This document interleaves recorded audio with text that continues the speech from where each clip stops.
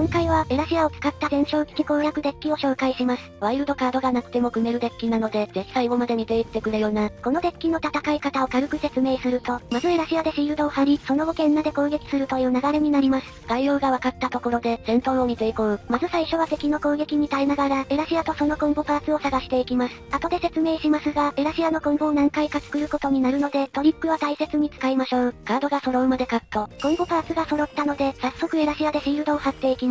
今回はヤスマサの効果でバフが乗っているのに加え、ディアーナの効果でエラシアのスキルが2回発動しています。おいおい、300万シールドも貼れちゃったぜ。ここまで貼れるカードはなかなかないんじゃないか？そうなんです。エラシアはシールド生成カードの中でもトップクラスの性能を持ちます。おまけに墓に入る時に攻撃してくれるのもありがたいな。あとは神秘の爆発をつけた剣ナで敵を攻撃し続けるだけです。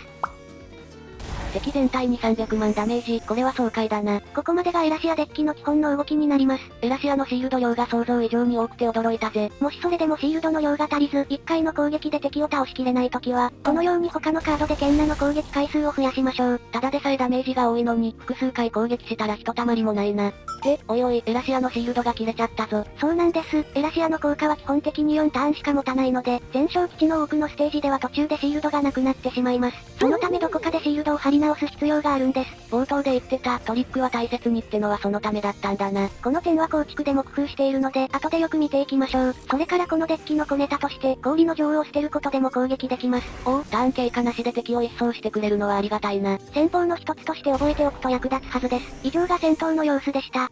それではデッキを見ていきましょう。このデッキのキーカードは大きく3種類に分けられます。まず1種類目が必須カードたちです。シールドを貼るエラシアと敵全体に攻撃する剣ナのことだな。エラシアはシールド量を増やすためにバフカードと組み合わせる必要があります。今回はワイルドヤスマサを使っていますが、これは代表でも代用できます。ハットリでエリザベスの効果を真似する、なんてテクニカルな代用方法もあるぞ。剣ナについては敵全体に攻撃するために超越スキル、神秘の爆発をつける必要があります。神秘の爆発は超越星さんからゲットできるスキルだな。ちなみに、剣ナの育成に超越の翼を使うのはあまりお勧めしません。超越の翼は精鋭伝説カードや期間限定の伝説カードに使った方が効率がいいです。工場の伝説カードの重複枚数を増やしたいときは、ゴールド召喚を回して不要なカードから浄水を抽出するのがおすすめだ。続いて2種類目のキーカードがパッシブ連携カードです。パッシブスキルでカードの攻撃回数を増やしてくれるカードたちだな。これらは剣ナを複数回攻撃させるのに使います。敵を1回で倒しきれない時だけでなく、マナを獲得する観点でも有用です。今回は入れてないが、ワイルドオスカーやブリジットなんかも使えるな。そして3種類目のキーカードがデッキ圧縮カードです。デッキ圧縮とは、ターン経過なしで捨てられるカードをデッキに入れることだ。デッキ圧縮カードは入れるだけでデッキの実質枚数が減り、キーカードを引く確率を上げられます。トリックが大事なこのデッキにはなるべく入れた方がいいな。それ以外はマナを獲得するカードやエラシアの攻撃力を上げるカードを入れています。このデッキは剣ナの固定ダメージで攻撃するから、敵の属性や防御力に左右されないのが強みだ。今人形使いデッキを使っていて、苦手属性の敵が出るステージで困っている人は試してみてくれ。このチャンネルではトリプルファンタジーの動画を上げています。